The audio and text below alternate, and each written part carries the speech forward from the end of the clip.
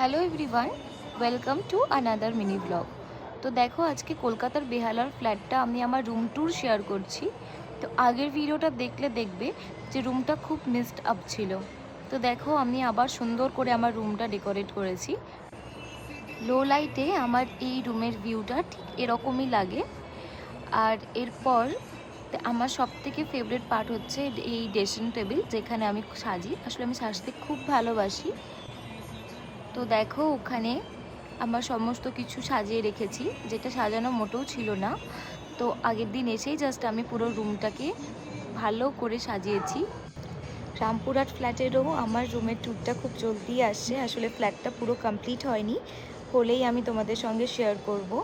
তো যাই হোক, এই ভিডিওটা ভালো লাগলে চলো লাইক, শেয়ার অ্যান্ড সাবস্ক্রাইব করে দিও।